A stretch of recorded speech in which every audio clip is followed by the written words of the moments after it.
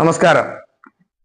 നമ്മുടെ പൊതുവിദ്യാഭ്യാസ രംഗം അതിവിപുലമായ രീതിയിൽ നൂതനമായ സാങ്കേതിക വിദ്യകളും മറ്റും ഉപയോഗിച്ച് പഠന സാമഗ്രികളിൽ നല്ല രീതിയിലുള്ള മാറ്റങ്ങൾ വരുത്തി കുട്ടികൾക്ക് അനുയോജ്യമായ രീതിയിലുള്ള പഠനോപകരണങ്ങളും മറ്റും വരുത്തി ആ രീതിയിലുള്ള അന്താരാഷ്ട്ര നിലവാരത്തിലുള്ള ഒരു പഠനത്തിലേക്കാണ് കേരളത്തിലെ പൊതുവിദ്യാഭ്യാസ രംഗം പോകുന്നത്. അതിന്റെ ഭാഗമായിട്ടാണ് ഇപ്പോൾ ഈ ഏകദേശം 9 വർഷമായി അതിന്റെ ഓരോ പരിവർത്തനങ്ങളും നടന്നുകൊണ്ടിരിക്കുന്നത്. 2016 ഇടതുപക്ഷം അധികാരത്തിൽ വരുമ്പോൾ ആദ്യം പൊതുവിദ്യാലയ രംഗങ്ങളിൽ പഴയ കെട്ടിടങ്ങളെല്ലാം പൊളിച്ച് പുതിയ കെട്ടിടങ്ങൾ നിർമ്മിക്കുകയും ആ കെട്ടിടങ്ങളിൽ വിവര സാങ്കേതിക വിദ്യ വരുന്നതിന് വേണ്ടിയിട്ടുള്ള ആദ്യപടികൾ ഏർപ്പെടുത്തുകയാണ് ഉണ്ടായത്. അതിനു വേണ്ടിയിട്ട് കെ ഫോൺ പോലുള്ള മാധ്യമ രംഗത്തെ സ്കൂളുകളിൽ ഏർപ്പെടുത്തുകയും ആ കെ ഫോൺ മുഖാന്തരം ഡിജിറ്റൽ സംവിധാനത്തിലേക്ക് നമ്മുടെ സ്കൂളുകൾ മാറുകയും ചെയ്തിരുന്നു. അതിൻ്റെയൊക്കെ പടിപടിയായി ഉയർന്ന് ഇപ്പോൾ ഓരോ തലത്തിലും ഓരോ സ്കൂളിലും കമ്പ്യൂട്ടറുകളും അതുപോലെ തന്നെ ഡിജിറ്റൽ സാങ്കേതിക വിദ്യയിലും എല്ലാം മുന്നേറിക്കൊണ്ടിരിക്കുകയാണ്. ഇപ്പോ ഈ കഴിഞ്ഞ ദിവസം നമ്മുടെ റിപ്പോർട്ടർ ചാനൽ വിദ്യാഭ്യാസ മന്ത്രി കൊടുത്ത ഒരു ഇന്റർവ്യൂവിൽ ആ അവതാരിക ചോദിക്കുന്ന ഒരു ചോദ്യമുണ്ട്.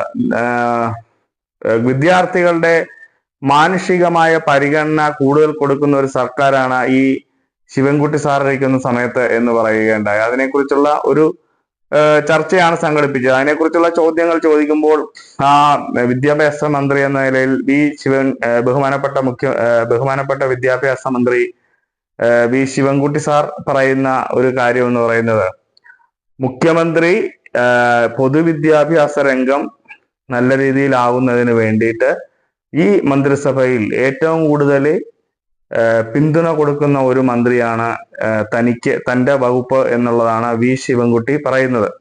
അതുപോലെ തന്നെ കേരളത്തിൽ പൊതുവിദ്യാഭ്യാസ രംഗത്ത് പഠിക്കുന്ന എല്ലാ കുട്ടികളെയും ഉദ്ദേശിച്ച് തന്നെയാണ്. പൊതുവിദ്യാഭ്യാസ രംഗത്ത് പഠിക്കുന്ന ഓരോ കുട്ടിയും അവരുടെ വരാൻ പോകുന്ന തലമുറയാണ് എന്ന് ചിന്തിച്ചുകൊണ്ട് അവർക്ക് വേണ്ടിയിട്ടുള്ള എല്ലാ കാര്യങ്ങളിലുമുള്ള ശ്രദ്ധ പ്രത്യേകം ഉണ്ടാകണം എന്നുള്ള രീതിയിലാണ് മുഖ്യമന്ത്രി വിദ്യാഭ്യാസ മന്ത്രിക്ക് ഉപദേശം കൊടുത്തിരിക്കുന്നത്. അതിന്റെ ഭാഗമായിട്ടാണ് കഴിഞ്ഞ ദിവസം നമുക്ക് അറിയാവുന്നതുപോലെ തന്നെ ഒരു കുട്ടിയെ ഉപദ്രവിച്ചതിന്റെ പേരിൽ സ്കൂളിൽ ടീച്ചേഴ്സിന്റെ ഉപദേശം കേട്ട് ആ കുട്ടി വീട്ടിൽ നിന്നും ഉണ്ടായ ദുരനുഭവം ബുക്കിൽ എഴുതി വെക്കുകയും അത് ടീച്ചർമാരുടെ ശ്രദ്ധയിൽപ്പെടുകയും ടീച്ചർമാർ അത് വെളിയിൽ കൊണ്ടുവരികയും ആ കുട്ടിയുടെ അച്ഛൻ നല്ല രീതിയിൽ ഉപദ്രവിച്ചതിൻ്റെയൊക്കെ ഫലമായിട്ടായിരുന്നു ഇങ്ങനെ ബുക്കിൽ ആ കുട്ടിയുടെ വേദന എഴുതി വെച്ചിരുന്നത്. അത് പുറം ലോകം അറിയുകയും ആ കുട്ടിക്ക് വേണ്ട ശ്രദ്ധയും മറ്റു പരിപാലനങ്ങളും കൊടുത്തുകൊണ്ട് കുട്ടിയെ നല്ല രീതിയിൽ പഠിപ്പിക്കുന്നതിന് വേണ്ടിയിട്ടുള്ള ഒരു ഏർപ്പാടൊക്കെ ചെയ്യുന്ന നിലയിലേക്ക് കാര്യങ്ങൾ എത്തുകയുണ്ടായി. ഇതൊക്കെ വെച്ച് നോക്കുമ്പോൾ പൊതുവിദ്യാഭ്യാസ രംഗം നല്ല രീതിയിൽ മെച്ചപ്പെട്ട് നിൽക്കുന്നതിന് വേണ്ടിയിട്ടുള്ള ഇടപെടലുകൾ എല്ലാ സ്കൂളുകളിലും നിശ്ചയമായിട്ടും ഉണ്ടാവണം എന്നുള്ള രീതിയിൽ വിദ്യാഭ്യാസ മന്ത്രിയായിട്ടുള്ള വി ശിവൻകുട്ടി പറയുകയുണ്ടായി. നമുക്ക് അതിന്റെ പ്രധാനപ്പെട്ട ആ ഭാഗങ്ങൾ നമുക്ക് എന്താണെന്ന് നമുക്ക് നോക്കാം. കുട്ടികളുടെ മാനസികാരോഗ്യത്തിന് വളരെയധികം പ്രാധാന്യം നൽകുന്ന ഒരു മന്ത്രിയാണ്. കാരണം ഞാനിത് പറയാൻ കാരണം, പൈസ ഇല്ലാത്തതിന്റെ പേരിൽ ഒരു കുട്ടി പോലും പഠനയാത്രയ്ക്ക് പോകാതിരിക്കരുത്, അല്ലെങ്കിൽ കുട്ടികളെ ഫീസ് ചോദിച്ച് ബുദ്ധിമുട്ടിക്കരുത്. ഇങ്ങനെ ഒരു തീരുമാനം എടുക്കുന്ന ഒരു മന്ത്രിയെ കേരളം കണ്ടത് ആദ്യമായിട്ടാണ്. കുട്ടികളുടെ ഈ മാനസികാരോഗ്യത്തിന് പ്രാധാന്യം നൽകിക്കൊണ്ട് എങ്ങനെയാണ് ചിന്തിക്കാൻ സാറിന് സാധിച്ചത്? ഇതിലിപ്പോൾ ബഹുമാനപ്പെട്ട മുഖ്യമന്ത്രി ഏറ്റവും ഇടപെടുന്ന വകുപ്പ് എന്ന് ചോദിച്ചാൽ പൊതുവിദ്യാഭ്യാസമാണ്. അദ്ദേഹത്തിന് അതിൻ്റെ വേണ്ടിയുള്ള ഒരു കാഴ്ചപ്പാടുമുണ്ട്.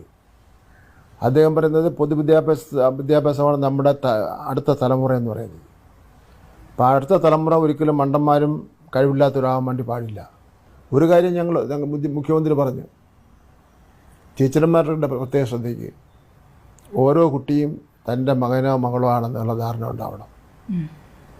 ഒരു കുട്ടി സ്കൂളിൽ വരുന്നാൽ അവൻ്റെ ബോഡി ലാംഗ്വേജ് കണ്ടാൽ തന്നെ അറിയാൻ പറ്റും അവനന്ന് എന്തെങ്കിലും വിഷമമുണ്ടോ, അവൻ ഭക്ഷണം കഴിച്ചിട്ടാണോ വരുന്നത്, വീട്ടിൽ അച്ഛനും അമ്മയും തമ്മിലുള്ള വഴക്കിൻ്റെ പേരിൽ അവൻ ഡെസ്പായി വരികയാണോ? അത് നമ്മുടെ നാട്ടിൽ നടക്കുന്ന കാര്യമാണല്ലോ. ഇതൊക്കെ വളരെ ഗ്രാസ് റൂട്ടിൽ നടക്കുന്ന കാര്യങ്ങൾ നമ്മൾ തിരക്കിയിട്ടാണ്. അപ്പോൾ അഥവാ അവൻ വന്നില്ലെങ്കിലോ അവൻ്റെ വീട്ടിൽ ചെന്ന് അന്വേഷിക്കണം. അപ്പോൾ നമുക്ക് മനസ്സിലാക്കാം എന്തുകൊണ്ടാവും വന്നില്ല, അവൻ്റെ വീട്ടിൻ്റെ സ്ഥിതി എന്താണ് എന്നെല്ലാം കാര്യങ്ങൾ മനസ്സിലാക്കുന്നതിന് വേണ്ടി കഴിയും. അതുകൊണ്ട് എല്ലാ വിഷയങ്ങളിലും നമ്മളതിൽ ഇടപെടണം.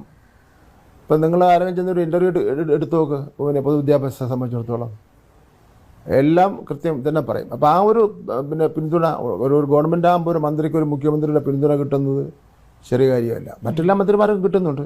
ഇത് ഞാൻ പ്രത്യേകം എടുത്ത് പൊതുവിദ്യാഭ്യാസ രംഗം ഏറെ മികവുറ്റതാക്കുന്നതിലും ഇന്ത്യയിൽ തന്നെ ഏറ്റവും നല്ല രീതിയിൽ പഠിപ്പിക്കുന്ന ഒരു വിദ്യാലയങ്ങളായി മാറുന്ന കേരളത്തിലെ ഈ അവസ്ഥ ഉണ്ടാക്കി തീർത്തത് ഇടതുപക്ഷ സർക്കാരിന്റെ ഇച്ഛാശക്തി കൊണ്ട് മാത്രമാണ്.